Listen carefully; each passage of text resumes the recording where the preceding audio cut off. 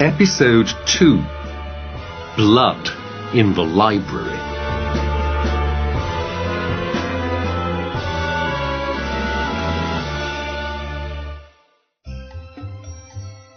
Mr. Otis bought Canterville Chase, and a few weeks later he moved into the house with his family.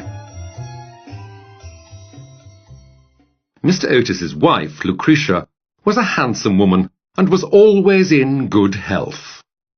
Their eldest son, whose name was Washington, was a fair-haired, good-looking young man. His sister Virginia was 15.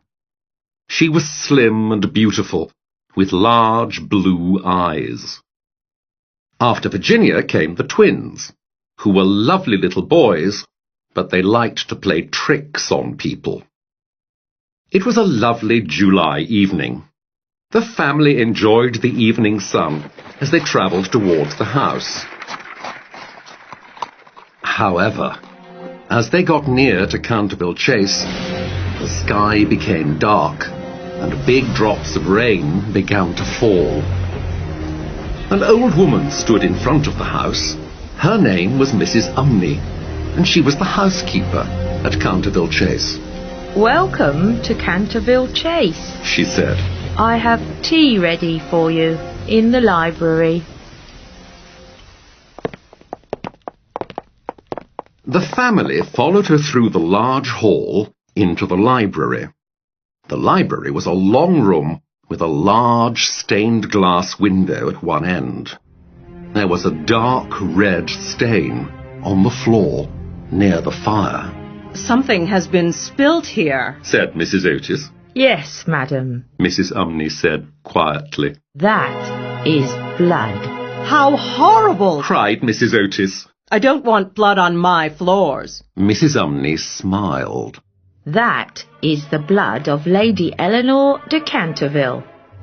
Her husband, Sir Simon de Canterville, murdered her there in 1575.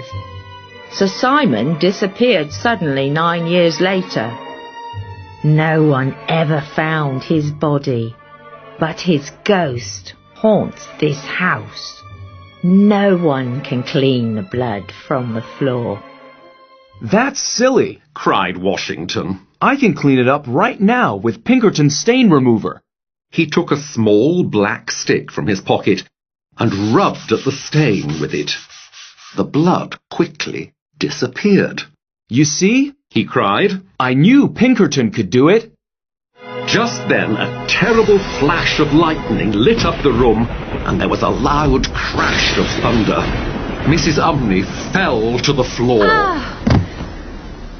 "What terrible weather they have in this country," said Mr. Otis. "My dear Hiram," cried Mrs. Otis.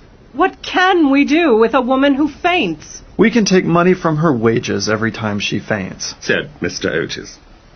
When Mrs. Umney heard this, she sat up. She was very unhappy. "You must not make the ghost angry, sir," she said. "Terrible things happen in this house." But Mr. Otis and his wife were not afraid. "We don't believe in ghosts," "Ghosts," they said. "but we would like some tea."